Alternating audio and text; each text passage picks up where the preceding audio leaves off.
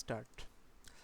তো লাস্ট উইকে আমাদের দুইটা ক্লাস হয়েছিল, প্রথম ক্লাস অ্যান্ড সেকেন্ড ক্লাস। গত ক্লাসে আমরা যা যা শিখছিলাম সেটা একটু যদি রিমাইন্ড করাই, সেটা হচ্ছে আমাদের লেয়ার সিলেকশন বেসড অনেক টপিক ছিল এখানে।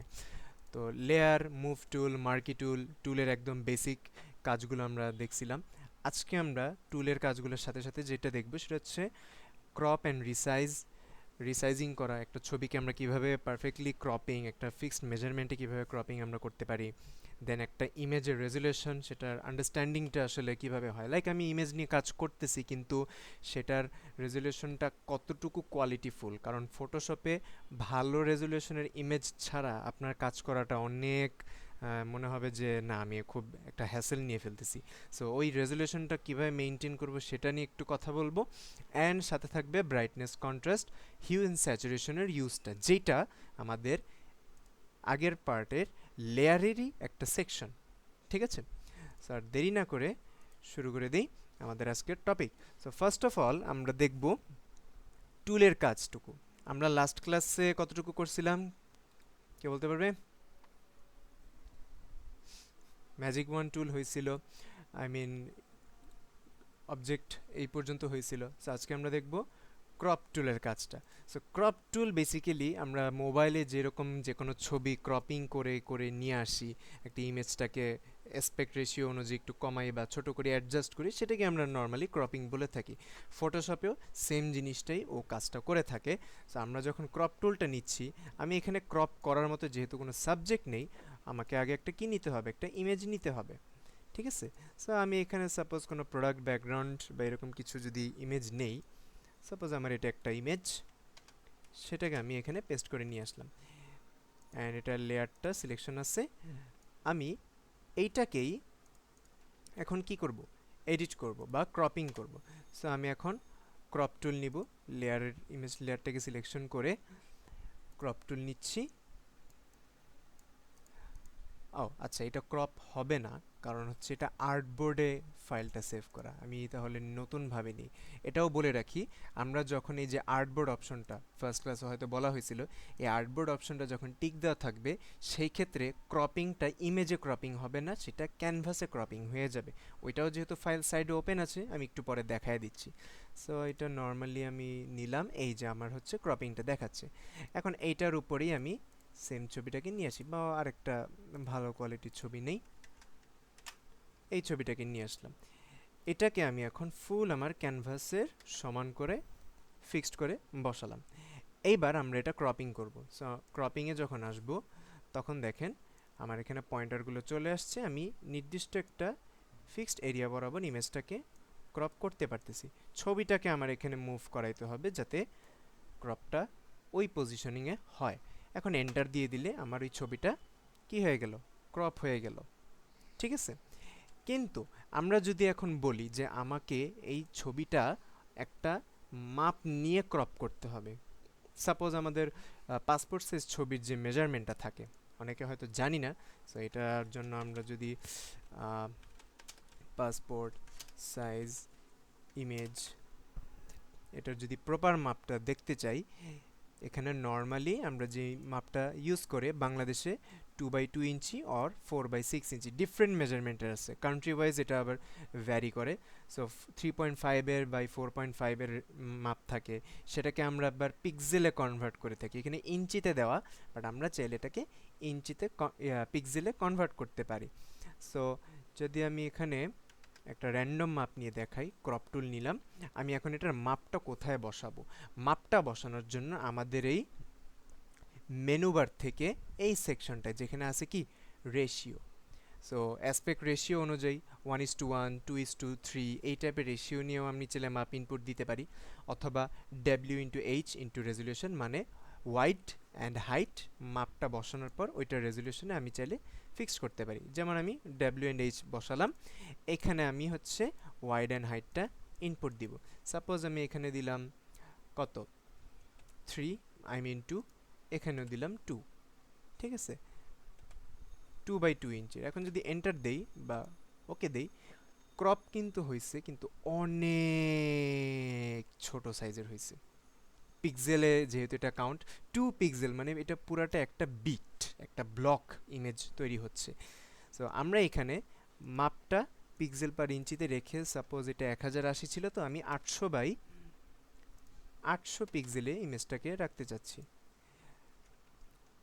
এটা হবে এই জায়গাটায় ভুল হয়েছে, 800 বাই 800। আর এটা হচ্ছে আমার রেজুলেশন। সো রেজুলেশন আমি 300 রাখি। এটা হচ্ছে ওয়াইড, এটা হচ্ছে হাইট, এটা হচ্ছে রেজুলেশন পিক্সেল পার ইঞ্চি। ঠিক আছে, সো 800-র জায়গায় আমি সাপোজ 500 দিচ্ছি। এই যে আমার এটা ভার্টিক্যাল ওরিয়েন্টেড একটা ক্রপিং মেজারমেন্টে চলে আসছে। অ্যান্ড ওকে দিয়ে দিলে আমার ইমেজটাও এরকমভাবেই ক্রপ হয়ে যাবে। কন্ডিশন একটা, যদি আমি আমার যে ক্যানভাসে ক্রপিংটা করতেছি সেটার কোয়ালিটি যাতে লো গ্রেড না হয়ে যায়, ইমেজটা ক্রপ করার পরে স্মার্ট অবজেক্টে কনভার্ট করতে হবে। স্মার্ট অবজেক্ট জিনিসটা কি? স্মার্ট অবজেক্ট জিনিসটা হচ্ছে আমার এই ইমেজের যেই রেজুলেশন আছে ওইটাই যাতে ফিক্স থাকে, উল্টা আরও ডাউনগ্রেড না হয়ে যায়। এর জন্য এই লেয়ারের পাশে মাউসের রাইট ক্লিক করলে অপশন পাবো কি, কনভার্ট টু স্মার্ট অবজেক্ট। এইটা এখন any time, anywhere, any place এডিটের জন্য পারফেক্ট একটা ফাইল হিসেবে থাকবে। এটা ছিল আমার ক্রপিং অ্যান্ড রিসাইজিং। ঠিক আছে, সেকেন্ড, আমাদের এখানে আমরা ক্রপ টুলের ভিতরে আরও 3 টাইপের টুল দেখতেছি। এর মধ্যে পার্সপেক্টিভ ক্রপ টুল, স্লাইস টুল, স্লাইস সিলেক্ট টুল। তো আমি পার্সপেক্টিভ ক্রপ টুলটা যদি দেখাই, এটা খুব বেশি ইম্পর্টেন্ট কোনো টুল না। আমি আগের মতো নিয়ে আসি সব। এটাকে যখন আমি এভাবে ড্র্যাগ করব, ধরলাম আমি এতটুকু ক্রপিংয়ের মধ্যে নিতে চাচ্ছি, ড্র্যাগ করার পর আপনি এই পয়েন্টারগুলোকে ধরে, এই কর্নারের এই পয়েন্টারগুলো ধরে পার্সপেক্টিভ ওয়াইজ আপনি ইমেজের পোর্শনটা সেট করতে পারবেন যে এটা কিভাবে আমি শো করাতে যাচ্ছি। অ্যান্ড আমি এটার জন্য বলবো না যে এটাতে আপনি 100% যেই রকম এখন অ্যাঙ্গেল করছেন এই অ্যাঙ্গেল আপনি ছবিটা এরকম দেখবেন, এটা মোটেই না। কারণ আমি যখন এটা এভাবে প্লেস করলাম, এখন যদি এন্টার দিয়ে দিই, আপনি ইমেজটাকে তখন এমন অবস্থায় দেখবেন, লাইক পুরা অপোজিট। পার্সপেক্টিভ ক্রপ টুলটা নর্মালি এটা দিয়ে খুব বেশি কাজ আমাদের করা হয় না। হ্যাঁ, যদি আপনি কোনো অবজেক্ট নিয়ে কাজ করেন, লাইক ব্যাকগ্রাউন্ড হতে পারে, ব্যাকগ্রাউন্ডের কোনো এলিমেন্ট যেটা একটু চ্যাপ্টা শেপের, বাট ওইটা আপনি আউটপুট বের করে আনতে পারতেছেন না, আপনি জানেন যে এটাকে স্ট্রেচড করলেই সেটার আমার একটু সুন্দর ডিজাইনের ফরম্যাট আসতে পারে, সেই ক্ষেত্রে আপনি এটা ইউজ করতে পারেন পার্সপেক্টিভ ক্রপ টুলটা দিয়ে। বাট নর্মালি আপনার এই টুলের খুব বেশি কাজ নাই, মেইন ক্রপ টুলটাই আমাদের ফ্যাক্ট। এর পরে যে দুইটা টুল আছে আমাদের, যেটা হচ্ছে আমার slice tool and slice select tool. আমি এই দুইটা টুল দেখানোর আগে, আপনারা যদি চিনে থাকেন যে ইনস্টাগ্রাম আমরা যখন ইউজ করি, অনেক সময় কিছু ছবি থাকে যে সোয়াপ করতেছি, ডান দিকে সোয়াপ করতেছি, একটা ছবি আরেকটা ছবির সাথে কানেক্টেড থাকে, মানে সোয়াপ করার মাঝখানে মনে হয় না যে এটা আলাদা একটা ছবি, দুইটা ছবি একটার সাথে কানেক্টেড আছে। এই ধরনের ইমেজগুলোকে আমরা বলে থাকি ক্যারোজেল ডিজাইন। ক্যারোজেল ডিজাইন এটা লিঙ্কডইন অ্যান্ড ইনস্টাগ্রামে সবচেয়ে বেশি পপুলার। ফেসবুকে ক্যারোজেলটা ওইরকম খুব লাইক ইউজ করা হয় না, কারণ ফেসবুকের ইন্টারফেসটা ক্যারোজেলের জন্য না, যার কারণে এটা পসিবলও হয় না। বাট আপনি ইনস্টাগ্রাম অ্যান্ড লিঙ্কডইনে এইরকম টাইপের কিছু ডিজাইন দেখবেন। একটা ডিজাইন 4 থেকে 5টা বা 6টা স্লাইডের উপর বানানো হচ্ছে, এটাকে আমরা বলি ক্যারোজেল ডিজাইন। তো এই ক্যারোজেল ডিজাইনের কাজের ক্ষেত্রে আমার পরবর্তী যে দুইটা টুল আছে, যেটার নাম হচ্ছে কি স্লাইস টুল আর স্লাইস সিলেক্ট টুল, এই দুইটা টুল কাজ করবে। সো আমি এটা একটু দেখাই দিই আমার প্র্যাকটিক্যাল একটা ডিজাইন ফাইল থেকে। যেমন আমার এখানে একটা ক্যারোজেলের কাজ আমি করছিলাম, লাইভ ফাইলটাই আমি ওপেন করে দেখাচ্ছি। এখানে টোটাল 1 2 3 4 পেজের কাজ। ঠিক আছে, এই 4টা পেজ আপনার কিন্তু আলাদা আলাদা এখন করা নাই, কিন্তু মার্কগুলো দেখে বোঝা যাচ্ছে কি এখানে পুরাটাই কাটিং করে 4টা পেজে ভাগ করা হয়েছে। আমি যদি ইমেজও আপনাকে দেখাই, এই যে আলাদা আলাদা 4 পেজের, এইটা একটা পেজ, আমি যদি এখানে দেখাই এইটা একটা পেজ, এইটা আরেকটা, এইটা 3 নাম্বার, এইটা 4 নাম্বার। বুঝাতে পারছি? সো এই যে আমি একটা ক্যানভাসে যে কাজটা করছি, এই একটা ক্যানভাসে 4টা পেজের কাটিং করে আলাদা আলাদা করছি। এই কাজটা করার জন্য এখানে যে সায়ান কালারের যে লাইনগুলো দেখতেছেন, এই লাইনগুলোই হচ্ছে আমার স্লাইস টুলের কাজ। অর্থাৎ আমি আমার ক্যানভাসের ডিজাইন যাই করি না কেন, ফিক্সড কয়েকটা 3টা 4টা পেজে যদি আমি ভাগ করতে চাই, তখন আমার এই স্লাইস টুলটার বেশি কাজে লাগবে। ঠিক আছে? সো আমি এখন যদি হিসাব করে বলি যে আমি একটা ক্যারোজেল ডিজাইনের ফাইল ক্রিয়েট করতে চাচ্ছি স্লাইস টুলটার জাস্ট কাজটা দেখানোর জন্য, আমি এখানে সর্বপ্রথম যে ফাইলটা নিতে পারি 1080x1080, নর্মালি আমাদের সোশ্যাল মিডিয়ার যে মাপটা ইনস্টাগ্রামের জন্য, রেজুলেশন 300, এটা রাখলাম। এখন আমার পেজ কয়টা হবে? আমি চাচ্ছি 5 পেজের একটা ক্যারোজেল ডিজাইন বানাতে। এখন পেজটা আমার বাড়বে কোথা থেকে, উপর নিচ নাকি পাশ বরাবর? অবশ্যই পাশ বরাবর। সেই ক্ষেত্রে এখানে ওয়াইডের যে 1080 দেওয়া আছে, এইটার সাথে যত পেজ আমি নিতে চাচ্ছি তত পেজ আমি কি করব, গুণ করব। অর্থাৎ 1080 ইন্টু, যেটা হচ্ছে আমাদের স্টার বাটন থাকে কিবোর্ডের, ইন্টু 5 দিলাম। এবার আমি জাস্ট ক্রিয়েট দিব। এই পুরো একটা ক্যানভাস আমি নিছি। ঠিক আছে? এই পুরো ক্যানভাসটা নেওয়ার পরে আমাকে এখন এটাকে ডিভাইড করতে হবে। কিভাবে ডিভাইড করব? প্রসেস দেখায় দিচ্ছি। আমরা যাব ভিউ অপশনে, মেনুবার থেকে ভিউ অপশনে চলে যাব। ভিউ অপশন থেকে নিউ গাইড লেআউটে চলে আসব। এখানে আমার মার্জিন, কলাম, 2টা অপশন আছে। আমরা হয়তো মার্জিন নিয়ে বলছিলাম সোশ্যাল মিডিয়ার মার্জিনের জন্য, আমরা মার্জিনটাকে সরায় দিয়ে কলাম নিয়ে এখানে কাজ করব। ঠিক আছে? সো এখন আমার কয়টা পেজ লাগবে? টোটাল 5টা পেজ লাগবে। দেখেন তো, আমি এখানে নাম্বারে 5 বসানোতে 1 2 3 4 5 5 বসছে। যদি কারো 4টা লাগে, কেউ 4টা নিতে পারি। আর এই যে গাটার যে জিনিসটা, আমাদের এই যে 2 লাইনের মাঝে যে একটা গ্যাপ দেখাচ্ছে, এই গাটারটাকে আমরা, এটাকে আমরা গাটার বলে থাকি, এটা আমরা 0 রাখতে পারি। তাহলে সিঙ্গেল 5টা পেজের বা 4টা পেজের আমি স্লাইস পাচ্ছি। ঠিক আছে? এবার এটা ওকে করে নিলাম। ওকে করার পর এইবার আমি স্লাইস টুলে যাব। স্লাইস টুলটা ক্লিক করলাম। এখন এটা যাতে, এটার ভিতরে আমি যাই ডিজাইন ইনপুট করি না কেন, ইমেজ আকারে প্রত্যেকটা ইমেজ যাতে আলাদা আলাদাভাবে বের হয়ে আসে, সেই ক্ষেত্রে স্লাইস টুল নেওয়ার পর স্লাইসেস ফ্রম গাইডস, এটাতে ক্লিক করব। এখন দেখবেন এখানে নাম্বারিং হয়ে গেছে অটোমেটিক। 1 2 3 4 5। মেইনলি এই স্লাইস টুল দিয়ে আপনি any kind of design, not for carousel, যে কোনো ইমেজের স্পেসিফিক একটা পোর্শনকে স্লাইসিং করে আলাদা করে আউটপুট নিয়ে আসতে পারবেন। এটা ছিল আমার স্লাইস টুলের কাজ। আর এর পরের যে টুলটা ছিল স্লাইস সিলেক্ট টুল, এইটা দিয়ে আপনি স্পেসিফিক একটা স্লাইসকে ধরে মুভ করাতে পারবেন। এটাকে ধরে এটাকে এদিকে নিয়ে যাচ্ছেন, এটাকে রিমুভ করালেন, মানে আপনি ওই পেজটাকে নিয়ে নাড়াচাড়া করতে পারবেন। স্লাইস সিলেকশন টুল সিলেক্ট করে যে কোনো কিছু আপনি করতে পারবেন। ঠিক আছে? তো স্লাইস সিলেক্ট টুলের কাজ গেল। আমি এখন পরবর্তী যে টুলটা আছে, আশা করি আমরা বুঝতে পারতেছি। নেক্সট হচ্ছে আমার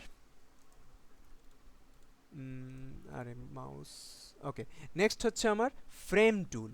ফ্রেম টুলটা একটু ইন্টারেস্টিং। ফ্রেম টুলটা নর্মালি কাজ করা হয়, আমরা দেখবেন অনেক সময় স্টুডিওতে একটা ছবি বাঁধাই করতে যাই। খুব খেয়াল করে শুনবেন এটা। আমরা যখন ছবি বাঁধাই করতে যাই দোকানে, আমরা আমাদের ছবিটা দেই, ফ্রেমটা চয়েস করি, মাপটা ওই ফ্রেমের অনুযায়ী ডিসাইড করি, দেন আমরা কি করি যে ওকে, আমরা এখন এই ছবিটাকে আপনার জন্য প্রিন্ট করার যে দিয়ে দিব। এই কাজটাতে সময় নেওয়া হয় ধরেন 2 থেকে 3 দিনের মতো। ঠিক আছে? বাট অনেস্টলি আপনার ওই ফ্রেমে ছবি বসানো তখনই হয়ে যায় যখন আপনি দোকান থেকে বের হয়ে চলে যান, কারণ এটা মাত্র 2 মিনিটের কাজ।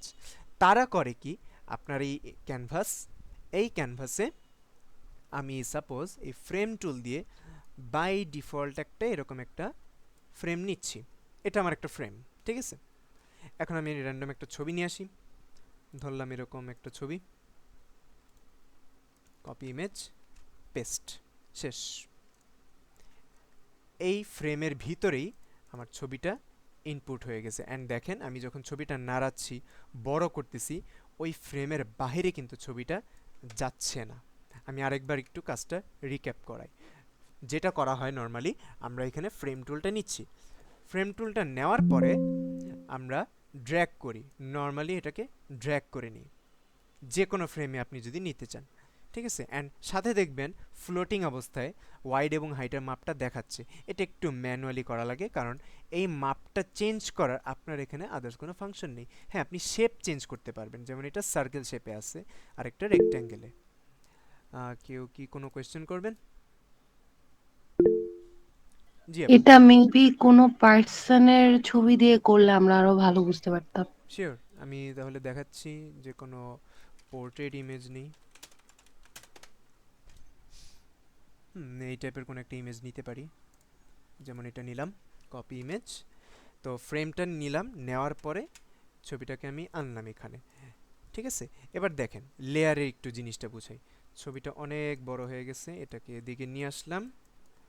এইবার এইটা আমার ফ্রেম লেয়ার, এইটা আমার ছবির লেয়ার। আমি জাস্ট ছবিটাকে ধরে ফ্রেমের ভিতরে ইনপুট দিয়ে দিলাম। এবার আপনি ছবিটাকে স্ট্রেচ করেন, আউটে করে ব্যালেন্স করে নিয়ে যান, এটা ওই ফ্রেমেই থাকবে। শুধু তাই না, আপনি এটার multiple copy as A frame নিতে পারবেন, যতগুলো আপনার প্রয়োজন। কিন্তু আবার কেউ এটা ভাববেন না এই ফ্রেমের কালার চেঞ্জ করা যায় কিনা বা এটা করা যায় কিনা। ফ্রেমে আপনি হায়েস্ট গেলে বর্ডার স্ট্রোক ক্রিয়েট করতে পারবেন, যেটা ভিজিবল থাকবে না। দেখছেন, আমি এখানে ধরলাম স্ট্রোকের কালার দিচ্ছি, স্ট্রোক বলতে আমরা বর্ডারটার বলতেছি। তো এখানে কিন্তু কোনো কালার আমি দেখতে পারতেছি না। এটা অনলি আপনার ফ্রেমিং করে ছবিগুলোকে সাজানোর জন্য দিয়ে দেওয়া হয়। আর এই ফ্রেমটাই রিয়েলে আপনার যে দোকানে ফ্রেমটা দেখছেন ওই মাপেই থাকে, তারা এটা প্রিন্ট করে দিয়ে আপনাকে বাধাই করে দিয়ে দেয়। মূল কাজটা থাকে এদের ছবি বসানোটা, ওইটার কাজ কিন্তু এরা করে ফেলে, বুঝতে পারছি। আর এটা দিয়ে আমরা নর্মালি সোশ্যাল মিডিয়াতে কিসের কাজ করি? এটা দিয়ে নর্মালি সোশ্যাল মিডিয়াতে ধরেন কেউ ফটোশপে visiting card, I mean ID card বানাতে চাচ্ছে। আইডি কার্ড যদি কেউ বানাতে চায়, সেই ক্ষেত্রে গোল শেপ তার দরকার, অনেকে স্কোয়ারও বানায়। তো আমি এখান থেকে যদি ফ্রেম টুলটা নেই, ফ্রেম টুল নিয়ে উপরের যে পোর্শনটা এখানে দেওয়া আছে কি এলিপ্টিক্যাল ফ্রেম, সো এটা নিলাম। এখন রাউন্ড শেপে যদি আমি একটা শেপ নেই, ছবিটাকে জাস্ট ড্র্যাগ করে এটার ভিতরে দিয়ে দিলাম, ডান। এভাবেই মূলত আমাদের ফটোশপে যদি কেউ আইডি কার্ড ডিজাইন বা কোনো ইমেজ প্লেস করতে হয়, প্লেস হোল্ডার, যেটা আমরা ফটোশপে এরকম ফ্রেম টুল দিয়ে তৈরি করে থাকি। বাট এটা আপগ্রেডেড যে সফটওয়্যার, যেটা হচ্ছে আমাদের ইলাস্ট্রেটর, ওইটা অ্যাকচুয়ালি মেইন প্রিন্টেবল ডিজাইনের কাজগুলোর ক্ষেত্রে। আইডি কার্ড বলেন, business card, flyer or any kind of printable design, সব কিছুই ইলাস্ট্রেটরে বেশি করা হয়। ওকে, নেক্সট আমরা আসবো আই ড্রপার টুল দিয়ে। আই ড্রপার টুলটা হচ্ছে আপনি যে কোনো একটা ইমেজ থেকে এক্স্যাক্ট এই কালারটা কপি করে নিতে পারবেন অ্যান্ড অন্য কোনো ইমেজে সেটা ইউজ করতে পারবেন। সো আমি এই ক্যানভাসগুলো একটু সরাই দিই। এখানে আমারই একটা ধরেন কাজ ছিল একটা পোস্টার ডিজাইনের। এখানে আমার যেই কালারটা আমার দরকার, কারণ এখানে কিন্তু মাল্টি কালার নাই, ব্ল্যাক অ্যান্ড হোয়াইটের মধ্যে একটু সানলাইটের একটা ফোকাস পয়েন্ট এখানে আছে। বাট কালার যদি আমি ক্লিক করতে থাকি, খেয়াল রাখবেন এই ফোরগ্রাউন্ড কালারের বক্সটা, আমি জাস্ট আইড্রপার টুল দিয়ে কালারটা পিক করতেছি, ঠিক আছে। ওই কালারটাই কিন্তু এখানে আমার সিলেক্টিভ হচ্ছে। এখন বলতে পারেন ইউজ করব কোথায়, কোথায় ইউজ করলে আমি এটার আউটপুটটা দেখতে পারবো? এটার আউটপুটটা দেখতে হলে আপনার লেয়ারের ব্যাকগ্রাউন্ড নিতে পারেন। আমি একটা নতুন লেয়ার নিচ্ছি। এখন কারেন্টলি যেই জায়গা থেকে আমি কালারটা নিছি, এই মেরুন টাইপের কালারটা, জাস্ট আমি কালারটা এখানে অ্যাপ্লাই করে দিচ্ছি, দ্যাটস ইট। এটা হচ্ছে আমার ফটোশপের আইড্রপার টুলের কালার পিকার অপশন। বাট ইলাস্ট্রেটরে, আমি একটু মৌখিকভাবেই বলতেছি, ইলাস্ট্রেটরে সেম টুলটাই কাজ করবে একটু ভিন্ন রূপে, কারণ ওইটা শুধু ছবি থেকে কালার কপি করে শেষ না, আপনি ওইটার দ্বারা একটা কালার যেই জায়গা থেকে নিচ্ছেন, ওই কালারটা শুধু ওখান থেকে নিচ্ছেন না, অপোজিট যেই অবজেক্টে আপনি কালারটা সুইচ করতে যাচ্ছেন সেখানেও বসাতে পারতেছেন। অ্যান্ড ওইটা একটু বেশি অ্যাডভান্স, ঠিক আছে। সো ফটোশপে আমরা নর্মালি যে কোনো ইমেজ থেকে, মাল্টি কালার ইমেজ থেকে স্পেসিফিক একটা কালার সিলেকশন করে আমরা অ্যাপ্লাই করতে পারি। দেন আইড্রপার টুলের ভিতরে আরও ইন্টারনাল কিছু টুল আছে, এর মধ্যে একটা হচ্ছে 3D ম্যাটেরিয়াল আইড্রপার টুল। এইটা নর্মালি আপনি কোনোভাবেই ফটোশপে লাইক ক্র্যাকড ভার্সন যেগুলো ইউজ করতে পারবেন না, কারণ ফটোশপের আপগ্রেডেড ভার্সন যেটা আছে 2024-এর পর থেকে যেটা আসছে ওইটাতে এটা আপনি ইউজ করতে পারবেন যদি আপনার ডিভাইস অনেক স্ট্রং হয়। আই মিন ফটোশপে 3Dর কাজ করা যায়, বেসিক লেভেলে 3Dর কাজের জন্য কিন্তু এই টুল দিয়ে 3D মেটেরিয়াল থেকে কালারটা পিক করতে পারবেন, নর্মালগুলো দিয়ে আপনি পারবেন না। এই কারণে দেখবেন এটাতে কোনো জায়গায় ক্লিক করলে আপনি এটার কোনো ইউজ পাবেন না। ডিভাইসও স্ট্রং হতে হবে অ্যান্ড আপনার 3D এলিমেন্ট বানানো লাগবে এটার ক্ষেত্রে। সো এটা অনেক অ্যাডভান্স লেভেলের টুল থাকে। দেন হচ্ছে আমাদের কালার স্যাম্পলার টুল।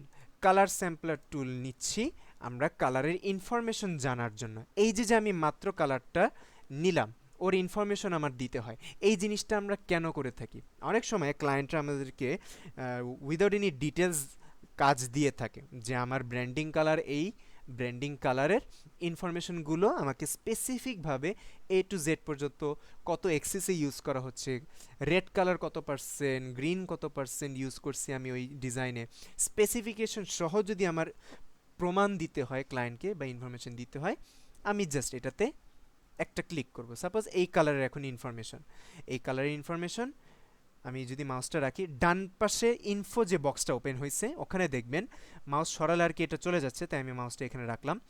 ওখানে দেখবেন আর লেখা আছে 137, গ্রিন লেখা আছে 50, ব্লু দেওয়া আছে আমার 44। এটা হচ্ছে RGB কালার ফর্মে। ঠিক তার পাশেই দেওয়া আছে কি CMYK, প্রিন্টের জন্য এটা কতটুকু অ্যাকুরেট আছে। সায়ান কালার দেওয়া আছে 30%, ম্যাজেন্ডা দেওয়া আছে 87%, ইয়েলো দেওয়া আছে মানে ওয়াইতে দেওয়া আছে 83, আর কেতে ব্ল্যাক দেওয়া আছে 30%। দুইটা কালার মোডই 8 বিট কালার ভার্সনে। অ্যান্ড কালারটা এক্স্যাক্ট কোন জায়গা থেকে আমি এটাকে পিক করছিলাম, এক্স অ্যাক্সিস বরাবর 523, ওয়াই অ্যাক্সিস বরাবর 284। ঠিক আছে? তো মেইনলি আমার এই যে ইনফোগুলো যে আমি তাকে দেখাচ্ছি, এই ইনফোগুলো যদি অনেক সময় দেখবেন ক্লায়েন্টরা আমাদেরকে এরকম ইনফো দিচ্ছে, আমরা এখন হিসাব মিলাতে পারতেছি না যে আমি এটা বুঝে কিভাবে কালারটা অ্যাপ্লাই করব। সাপোজ ক্লায়েন্ট আমাকে বলল আমি RGB অন্য কোনো কালার চেঞ্জ করে দেখাই, যেমন এখানে এরকম একটা ব্লু শেড নিলাম, এটার কালারটা দিয়ে দিলাম। এখন টুলটা ইউজ করি, কালার স্যাম্পলার টুল দিয়ে সাপোজ এখানে ক্লিক করলাম, সেম জিনিস, কোনো ডিফারেন্স নাই। আপনার RGBতে আসছে 44, গ্রিন হচ্ছে 57, ব্লু হচ্ছে 137, আমাকে এটা দিয়ে দেওয়া হয়েছে। এখন আমি বুঝবো কিভাবে? আপনি সিম্পলি এটা গুগলে সার্চ করলে এই কালারটাই পাবেন যদি ভ্যারিয়েশনগুলো এভাবে ইনপুট দেন। আর যদি আপনার খুঁজতে কোনো সমস্যা না হয় বা ইনফো যদি বের করতে হয়, আপনি কালার স্যাম্পলার টুল দিয়ে এটা করতে পারেন। ঠিক আছে? দেন আসতেছে আমাদের রুলার টুল। রুলার টুলটা মেইনলি আমরা রিয়েল লাইফে যে স্কেল ইউজ করি, রুলার ইউজ করি, ওইটার মতো খুব অ্যাকুরেসি আপনাকে দিবে না, বাট আপনি চাইলে এই পয়েন্ট থেকে এই পয়েন্টে ধরে ওর মাপটা কত আসছে সেটা আপনি আন্দাজ করে বলতে পারবেন। লেন্থের হিসাবটা এখানে বেশি করা হয়। সাপোজ আমি যদি এখানে লেন্থের হিসাবটা দেখাই যে এই পয়েন্ট থেকে এই পয়েন্ট পর্যন্ত ওর মাপটা কত দেওয়া আছে, ওই যে উপরে দেখবেন 1525.94, এখানে পুরোটা পিক্সেলের হিসাব করে করা হচ্ছে। আর যদি মেজারমেন্ট স্কেল সহ দেই, এই যে দেখেন আমি মাউসটা যখন মুভ করতেছি আমার কিন্তু ইনফো দেখাচ্ছে, শুধু উপর থেকে আমি এই ইনফোটা না, ডান পাশের এই বক্সেও কিন্তু এই যে আমার ইনফো বক্সে কিন্তু দেখাচ্ছে সেম ডিজিট। ঠিক আছে? এইটা খুব বেশি ইউজ আমাদের করতে হয় না বা করাও লাগে না, কারণ সোশ্যাল মিডিয়া বেস বা ফটোশপে আমাদের লেন্থের হিসাব নিয়ে খুব বেশি কাজ নাই যদি এটা প্রিন্টেবল ডিজাইন না হয়ে থাকে। প্রিন্টেবল ডিজাইনে অবশ্যই অবশ্যই মাপের অনেক কাহিনী আছে। আর লাস্ট এরপরে হচ্ছে নোট টুল। যদি আপনার এই ডিজাইন ফাইলটাতে কোনো নোট ইমপ্লিমেন্ট করে দিতে চান যে আপনার ক্লায়েন্ট যাতে ডিজাইনটা ওপেন করলে এই নোটটা পড়তে পারবে, সো আপনি জাস্ট ক্লিক করবেন, এখানে আপনার সাপোজ হ্যালো ডিজাইনার, সাপোজ এরকম একটা নোট যদি আমি দিয়ে রাখি, ঠিক আছে, এটা জাস্ট দিয়ে রাখলাম, ক্লায়েন্ট যখন এই ফাইলটা ওপেন করবে ছোট্ট একটা নোট এখানে দেখতে পারবে। তখন সেই ইনফোতে ক্লিক করলে আবার এখানে যদি আমি নোট টুলটাই অন করি, তখন সে আমার নোটটা এখান থেকে পড়তে পারবে। ঠিক আছে, এই যে আমার নোটের ইনফরমেশনগুলো এখান থেকে পড়তে পারবে। যদি ক্লিয়ার দিয়ে দিই, ক্লিয়ার হয়ে যাবে। আবারও ক্লিক করি, এডিট করে এখানে র্যান্ডম টেক্সট দিচ্ছি, আর এই অপশনটা ক্লিক করলে আমার এই নোটটা ক্লায়েন্ট পড়তে পারবে। এটাই, এটা খুব মেজর কিছু না। লাস্ট হচ্ছে কাউন্ট। আপনি চাইলে কোন জায়গায় কোন কাজটা আগে করছেন, 1 2 3 4 5 একটা নাম্বারিং করে দিয়ে আপনি আপনার ডিজাইনের কোনটা আগে করা হয়েছে কোনটা পরে করা হয়েছে আপনি মার্কিং করে দিয়ে রাখলেন। বাট ট্রুলি এটারও খুব বেশি ইউজ নাই। এখানে আমি শুরুতে এর আগেও বলছিলাম, আপনার এখানে যতগুলো টুলস আছে সবগুলোই যে আপনার ভ্যালুয়েবল বা ইম্পর্টেন্ট এমন কিছু না। বাট আমি সবগুলোর কাজ একটা একটা করে দেখায় দিচ্ছি। তো এই ছিল আমার আইড্রপার টুলের ভিতরের ইন্টারনাল সকল টুলের কাজ। নেক্সট হচ্ছে আমার স্পট হিলিং ব্রাশ টুল। এটাকে আমি বলে থাকি ইমেজ রিটাচিং সেকশন টুল, কারণ এখানে আমার ম্যাক্সিমাম ইমেজ রিটাচিং নিয়ে কাজ করা লাগবে। সো আমি একটা নতুন ফাইল ক্রিয়েট করি যেখানে আমি ইমেজ রিটাচিংয়ের কাজটা দেখাবো একটা নর্মাল ইমেজ নিয়ে। তো এখানে একটা বেটার ইমেজ নেই,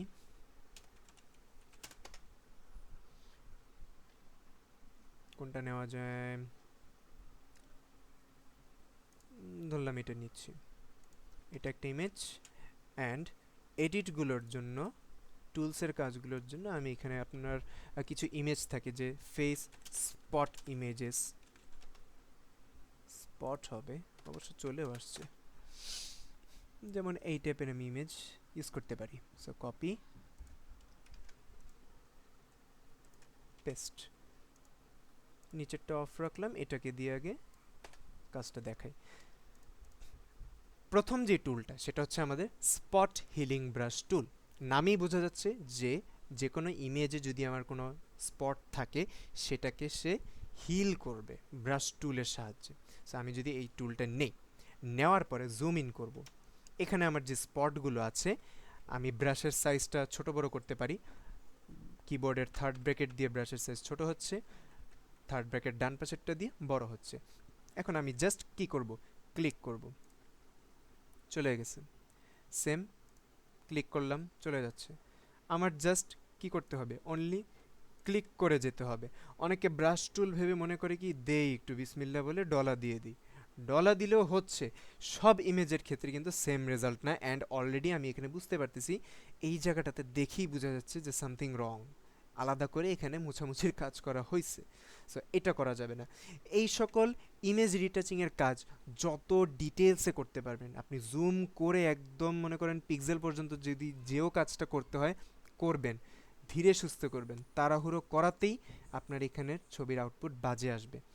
ঠিক আছে, সো আমরা খুব স্লোলিভাবে ব্রাশের সাইজ অ্যাডজাস্ট করে করে এইটার কাজটা করতে পারি।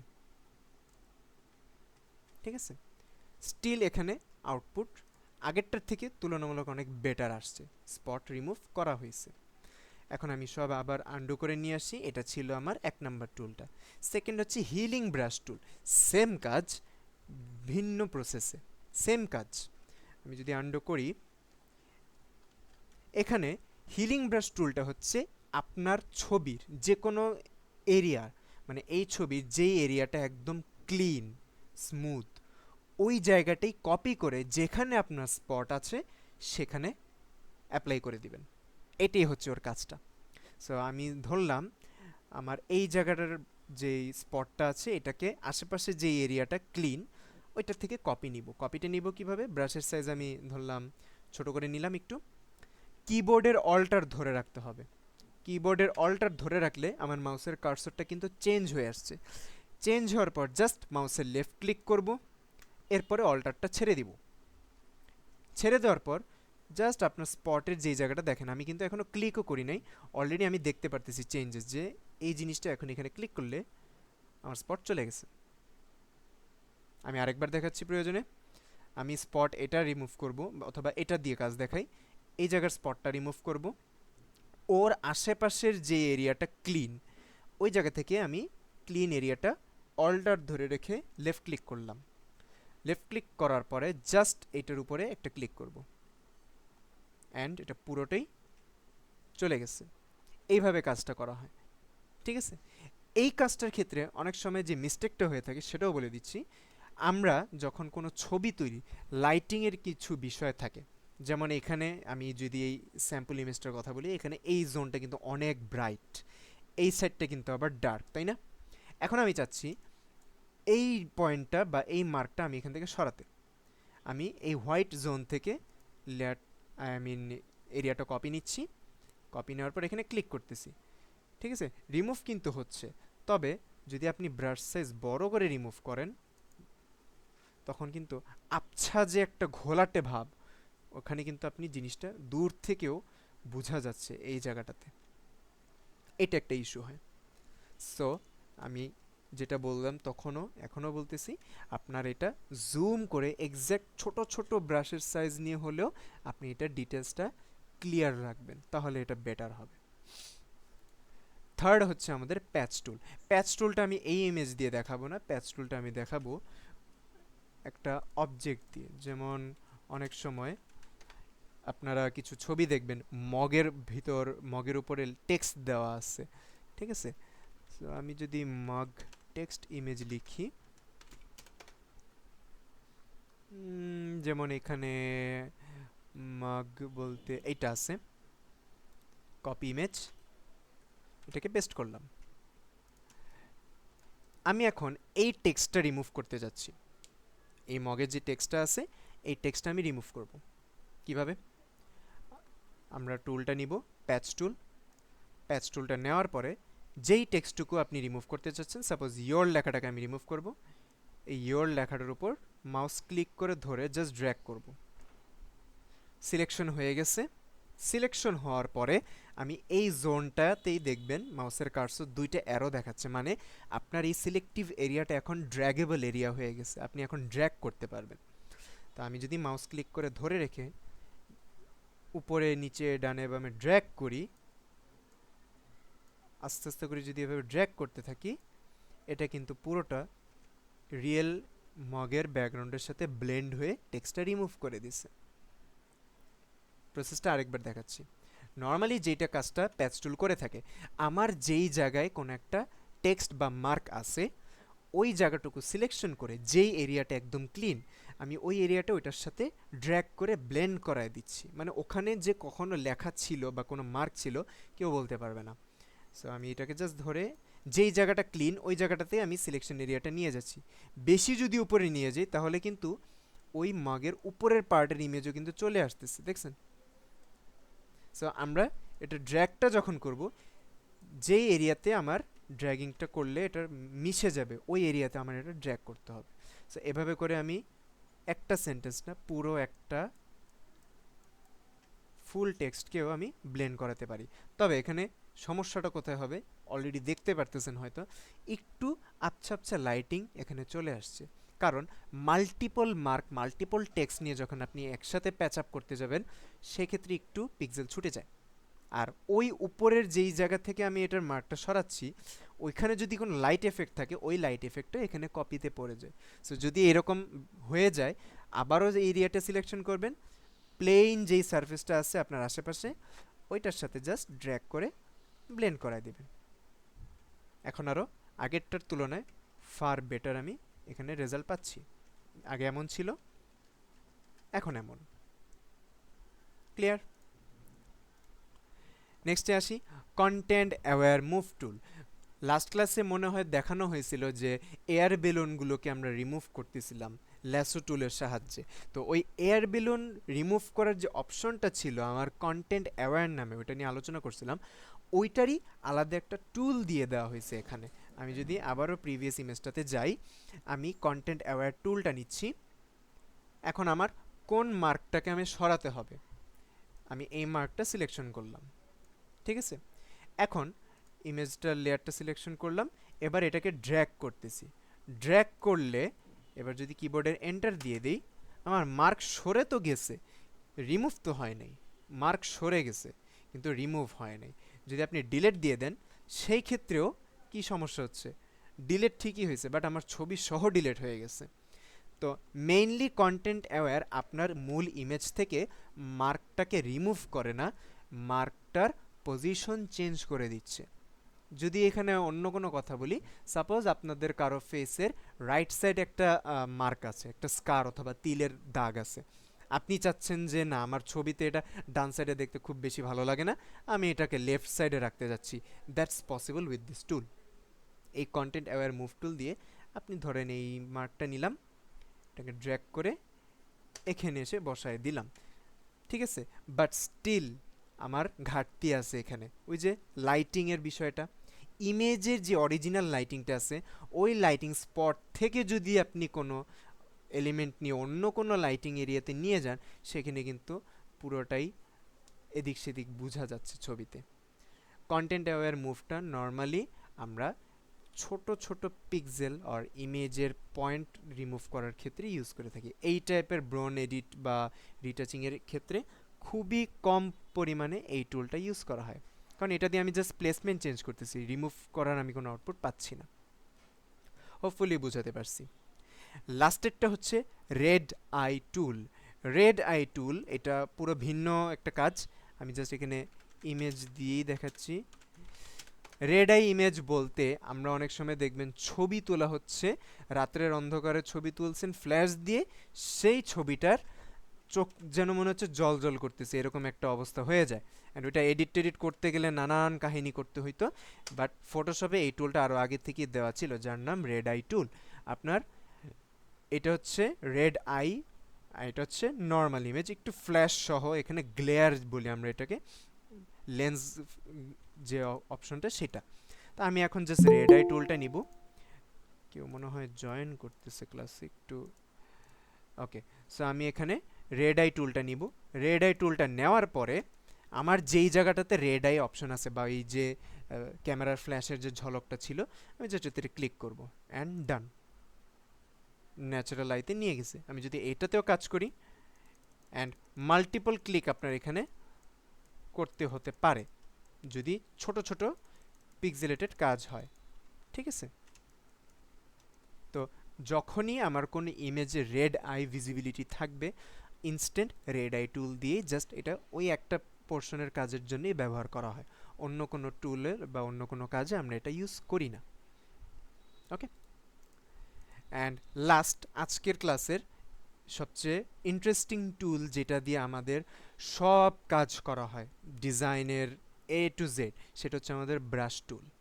ব্রাশ টুল ফটোশপে একরকম, ইলাস্ট্রেটরে আরেক রকম। সো ফটোশপের ব্রাশ টুল আপনি কাস্টম ব্রাশ ইউজ করে ডিজাইন অ্যাপ্লাই করতে পারবেন। সাপোজ আমার এখানে আমি একটা ব্যাকগ্রাউন্ড কালার দিয়ে দিই, এগুলো রিমুভ করে দিচ্ছি, আমি জাস্ট একটা ব্যাকগ্রাউন্ড দিয়ে দিলাম। এটা হচ্ছে আমার একটা ব্লু কালার ব্যাকগ্রাউন্ড, আমি ওর উপরে অন্য কোনো একটা লাইট কালারের একটা এফেক্ট দিতে চাচ্ছি, ঠিক আছে? সো এর জন্য কি করতে পারি, আমি এই লেয়ারটার উপরেই লেয়ারটা সিলেকশন করলাম, ব্রাশ টুলটা নিলাম, ফোরগ্রাউন্ড কালারের উপর আমার সবসময় ব্রাশ টুলটা কাজ করে, ফোরগ্রাউন্ড কালারের উপর। এটাকে এদিক সরাই দিই। তো ফোরগ্রাউন্ড কালারে আমি ব্রাইট কোনো একটা কালার নেই, একটু সায়ান টাইপের যাতে বোঝা যায়, কালারটা নিলাম। এবার আমি ব্রাশের ইউজটা দেখাবো, জাস্ট ক্লিক করতেছি, ব্রাশের সাইজ বড় ছোট করে আমি ঠিক এইরকম একটা এফেক্ট দিতে পারতেছি, গ্রেডিয়েন্ট টাইপের এফেক্ট বলতে পারি। অ্যান্ড এটা দিয়ে আমরা লাইট এফেক্ট, বিভিন্ন রকমের গ্লো, টেক্সচার এডিট সব করতে পারি, ঠিক আছে? সো আমার এই ব্রাশটার এখন মডিফাই করতে হবে। ব্রাশের ফিক্সড কিছু মডিফিকেশন আছে, যেটা নর্মালি করে রাখলে এনি টাইম এনি ডিজাইনে আপনি এটাই অ্যাপ্লাই করতে পারবেন। মডিফিকেশনটা হচ্ছে সর্বপ্রথম এই যে আমার মেনু বারে দেখবেন ব্রাশের অপশনটা, এই পয়েন্টে ক্লিক করলে আপনি এখানে অ্যাভেলেবল ব্রাশের লিস্ট দেখতে পারবেন। ফটোশপের বাই ডিফল্ট কিছু ব্রাশের লিস্ট আছে, soft round brush, hard round brush, soft round, pressure size, মানে এখানে একটা ব্রাশকেই বিভিন্ন প্রেশারের সাইজ করে অ্যাডজাস্ট করে ফিক্সড করে দেওয়া আছে, কিন্তু সবগুলোই দেখেন hard round, soft round, hard round, soft round. নিচে আবার অনেকগুলো ফোল্ডার দেখবেন যেখানে কাস্টম ব্রাশ অ্যাড করা আছে, মানে আপনি যদি চান সূর্যের কোনো এফেক্ট দিতে, আপনি এরকম সান টাইপের এফেক্টের ব্রাশ ইউজ করতে পারবেন। অলরেডি দেখতেছেন স্ক্রিনে আমার ব্রাশের স্ট্রাকচারটি কেমন জানি হয়ে গেছে, সূর্যের রশ্মির মতো বোঝা যাচ্ছে এখানে, ঠিক আছে? সো কাস্টম ব্রাশে আসতেছি একটু পরেই, আমি আগে বাকি ডিটেলসগুলো শেয়ার করি। নর্মালি আমাদের ফিক্সড যেটা করতে হয় সেটা হচ্ছে সফট রাউন্ড ব্রাশে অলওয়েজ আমাদের রাখতে হয়। জেনারেল ব্রাশের এই ফোল্ডারের ক্লিক করলে সফট রাউন্ড ব্রাশ, এটা হচ্ছে আমাদের বাই ডিফল্ট ফিক্সড একটা ব্রাশের ফরম্যাট। দেন আমরা এখানে দেখব অপাসিটি আর ফ্লো, এই দুইটা মেজরিটি সবচেয়ে বেশি। অপাসিটি কতটুকু হালকা কালার দিচ্ছে ব্রাশ অ্যাপ্লাই করাতে, কতটুকু গাঢ় কালার দিচ্ছে। সো আমি এখানে অপাসিটি যদি 100 করে দিই, আর ফ্লো যেটা আছে এটাকে 100 করে দিচ্ছি, ঠিক আছে। ফ্লো অ্যান্ড অপাসিটি দুইটাই 100-এ দেওয়া। এখন যদি আমি ব্রাশটা অ্যাপ্লাই করি, এটা হচ্ছে আমার অপাসিটি 100, ফ্লো 100-এর পারফরমেন্স। অপাসিটিটা বুঝলাম, ফ্লোটা কি? ফ্লোটা হচ্ছে আপনি প্র্যাকটিক্যালি যদি চিন্তা করেন, আপনি একটা তুলি নিচ্ছেন, তুলিতে রং দেওয়ার পর তুলিটাকে খুব প্রেসার দিয়ে ধরে যখন আপনি ক্যানভাসে টানতেছেন, কালারটার স্ট্রোকটা কিন্তু অনেক ডিপ আসতেছে। ব্রাশটা যে আপনি নাড়াচ্ছেন, ওটার পিছন থেকে যে কালারটা ফ্লো হচ্ছে, ওইটাকে আমরা বলে থাকি ফ্লো, ফ্লোয়ের স্ট্রেংথটা। আর ব্রাশটাকে যখন একদম আলতো করে ধরবেন, দেন আস্তে করে ব্রাশটা টান দিবেন, তখন দেখবেন কালারটা অনেক হালকা আসতেছে, গাঢ়র মধ্যেও কিন্তু কালারটা হালকাতে আসতেছে, একদম স্মুথ একটা ফ্লোতে আমি দেখতে পারতেছি। এই ফ্লোটাই হচ্ছে সেই ফ্লো। সো অপাসিটি আর ফ্লো অলওয়েজ ব্যালেন্স করে আমাকে ব্রাশ টুলটা ইউজ করতে হয়। এই ব্রাশ টুলের কাজ কিন্তু অনেক মজার। আমি যদি এখন ফ্লো 65-এ রাখি, অপাসিটিকে যদি আমি এখন 100-ই রাখি, তাহলে ডিফারেন্সটা কি হচ্ছে আমি সেটাও দেখাই। এখানে একটু খুব বেশি ডিফারেন্স কিন্তু আমি পাচ্ছি না, কিন্তু যখন আমি অপাসিটি 50%-এ নিয়ে যাব, আমি কিন্তু ব্রাশ করতেছি এন্ড ক্লিক করে করে কন্টিনিউয়াসলি ড্র্যাগ করতেছি যাতে কালারটা এটার মতো ডিপ হয়, হচ্ছে না। সো আমি 50-এ নিয়ে যাই, ও এটা পাচ্ছিল, খেয়াল করিনি। আচ্ছা, এবার হচ্ছে, ঠিক আছে। সো আমি অন্য কোনো কালার যদি নেই, সাপোজ এই পার্পেলের মধ্যে, ব্রাশের সাইজ ছোট করি, এটা উপরে হবে, এই তো। এটা হচ্ছে আমার 50% অপাসিটি অ্যান্ড ফ্লোতে। যদি এখন ফ্লো বাড়ায় দিই, অপাসিটিও বাড়ায় দিই, সেই ক্ষেত্রে এইটা হচ্ছে আমার অ্যাকচুয়াল কালার। তো সফট রাউন্ড ব্রাশের টোনটা, ফ্লোটা অলমোস্ট সফট টোনেই পাচ্ছেন। যখন আমি নতুন আরেকটা ক্যানভাস নিচ্ছি, যখন আমি এখানে পরের যে ব্রাশটা, যেটার নাম কি hard round brush, hard round brush নিব, এখন যদি আমি এরকম কোনো কালার দিয়ে এটা অ্যাপ্লাই করি, সাপোজ ব্লু কালার দিচ্ছি, দেখেন আগের ব্রাশের অ্যাপ্লায়ার এফেক্টটা আর কারেন্ট এটার যে অবস্থা, মানে একদম আপনি প্রেশার দিয়ে হচ্ছে ব্রাশের স্ট্রোকটা অ্যাপ্লাই করতেছেন। That's the difference. সো কখন কোন ব্রাশ ইউজ করবেন আশা করি বুঝতে পারছেন। সফট রাউন্ড ব্রাশটারই সবচেয়ে বেশি কাজ হয়। হার্ড রাউন্ড ব্রাশটা সাধারণত সলিড ব্যাকগ্রাউন্ড ইনস্ট্যান্ট ক্রিয়েট করার ক্ষেত্রে, যেমন আপনার এখন এই ব্যাকগ্রাউন্ডটা ব্লু কালার লাগবে, আপনি জাস্ট ব্রাশের সাইজ বড় করে একটা ক্লিক করে দিচ্ছেন, আপনার ফুল ব্যাকগ্রাউন্ড ব্লু হয়ে যাচ্ছে, এই টাইপের এফেক্টের জন্য।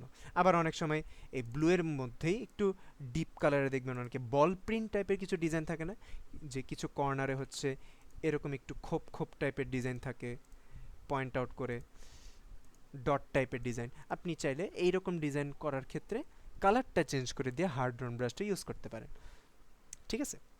সো এখন আরেকটা ক্যানভাস নিচ্ছি, যেটাতে আমি এখন দেখাবো কাস্টম ব্রাশের কাজটা। সো কাস্টম ব্রাশ আমরা কোত্থেকে ডাউনলোড করে থাকি, ফ্রি অনেক প্ল্যাটফর্ম আছে। সো সেখান থেকে একটাই ট্রাস্টেড ওয়েবসাইট, সেটা হচ্ছে ব্রাশ ইজি নামে ওয়েবসাইটটা। এখানে অলে চলে যাই, এই হচ্ছে আমার ব্রাশ ইজি ওয়েবসাইট। আমি জাস্ট এটাতে ক্লিক করব, ক্লিক করার পর আমার এখানে কোন টাইপের ব্রাশ লাগবে, যেমন আমি থান্ডার, মানে আমাদের যে বিদ্যুৎ চমকায় যে একটা এফেক্ট থাকে, লাইটনিং এফেক্ট যেটাকে আমরা বলি, সেই ব্রাশ আমার লাগবে। সো এখানে ডান পাশে আপনি অপশন পাবেন ফিল্টারিং করার, এখানে অনেক রকমের ফাইল আছে। আপনি যদি ব্রাশ ডাউনলোড করতে চান তাহলে ব্রাশেস, কোনো পিএইচডি ফাইল লাগবে অথবা কোনো টেক্সচার লাগবে, সবই আপনি এখানে পেয়ে যাবেন। সো আমার কারেন্টলি দরকার ব্রাশ, জাস্ট ফাইল টাইপটা ব্রাশে সিলেকশন করে দিব। সিলেকশন করার পরে আমি এখানে লাইটিং থেকে যে কোনো একটা, কোনোটাতে 5টা 6টা করেও আছে, তো আমি জাস্ট ধরলাম এটা নিচ্ছি, ক্লিক করলাম, ডাউনলোড করলাম। এটা একটা অ্যাড আসবে, এটা 5 সেকেন্ডের ভিতরে আপনার ব্রাশ ফাইলটা ডাউনলোড হবে। সো এটাকে ডাউনলোড করে নিই, ডাউনলোড কমপ্লিট। এই ফাইলটাকে আমি এখন ক্লিক করে ওপেন করব। এইটার ভিতরে আপনি ABR ফাইল দেখতে পারবেন, .abr। ফটোশপের কাস্টম ব্রাশের ফাইল ফরম্যাট অলওয়েজ .abr ফরম্যাটে থাকবে। আপনি জাস্ট এই ফাইলটাতে ডাবল ক্লিক করবেন। ডাবল ক্লিক করার পর আপনাকে সরাসরি ফটোশপের ইন্টারফেসে পাঠিয়ে দিল। আপনার ব্রাশটা এখন খুঁজতে হবে। সো ব্রাশ টুল সিলেকশন করবেন। এই যে মেনু বারে ব্রাশের লিস্ট দেওয়া আছে, এই লিস্ট থেকে একদম নিচে চলে যাবেন, একদম লাস্টে ফ্রি লাইটনিং ফটোশপ ব্রাশেস ফোল্ডারটা ওপেন করবেন। এখানে আপনার টোটাল যতগুলো ব্রাশ আছে সব একদম আপনার লিস্ট আকারে দিয়ে দেওয়া হয়েছে। এক একটা ব্রাশ এক এক রকম। যেমন আমি প্রথমটা ক্লিক করি, লেয়ারটা সিলেকশন করলাম, এইটা একরকম ব্রাশ। আমি যদি একটু ছোট করে দিই আর লাইটনিংয়ের কালারটা একটু ব্রাইট কালারে নিয়ে আসি, এখন জাস্ট ক্লিক করব। এটা এক টাইপের ব্রাশ। দেন সেকেন্ড আরেকটা নেই, এটা আরেক টাইপের। যদি একটু ছোট করি, এটা আরেক টাইপের। অলমোস্ট শেপ দেন স্ট্রাকচার চেঞ্জ আছে, আপনি ইউজ করে করে দেখতে পারবেন। অ্যান্ড শুধু যে একটা ক্যাটাগরিরই ব্রাশ পাবেন তা না, আপনি এখানে মাল্টিপল, যেমন সান রে ব্রাশ আছে, ক্লাউড ব্রাশেস আছে, গ্রাস মানে ঘাসের যেই টেক্সচারগুলো থাকে, গ্রাস লিখলেই আপনি এখানে পেয়ে যাবেন। তো আমি যদি এখান থেকে দেখাই, এই যে এখানে বিভিন্ন রকমের গ্রাসের টেক্সচার বেস ব্রাশ আছে। সো এটা ডিপেন্ড করবে আপনি কখন কোন ক্ষেত্রে এই টাইপের ব্রাশের কাজ ইউজ করবেন। সাধারণত এই ব্রাশের কাজগুলো যদি আমি আমার পোর্টফোলিও থেকে দেখাই তাহলে বুঝতে পারবেন। এই ব্রাশের কাজগুলো দেখবেন এনার্জি ড্রিঙ্ক বেসড কিছু অ্যাড থাকে। সো এই এনার্জি ড্রিঙ্ক বেসড অ্যাডগুলোর মধ্যে অনেক সময় দেখবেন লাইটনিংয়ের এফেক্ট থাকে। যেমন এখানেই ছিল, একটু যদি নিচে যাই, এটাও না, এটাতে হয়তো, ইয়েস এইটাতে। এই যে এখানে স্টিংয়ের যে কাজটা করা হয়েছে, ওই যে পিছনে থান্ডারের লাইটনিং ব্রাশটা, এই টাইপের কিছু কাজ আমরা ইউজ করে থাকি ব্রাশের। ঠিক আছে। দেন আপনি দেখতে পারবেন প্রোডাক্ট ডিজাইনের ক্ষেত্রে, এখানে প্রোডাক্ট ডিজাইনে দেখবেন এই যে ডাস্টের মতো, এটা কিন্তু ধোঁয়া না। এই ব্রাশটার নাম হচ্ছে পাউডার ব্রাশ।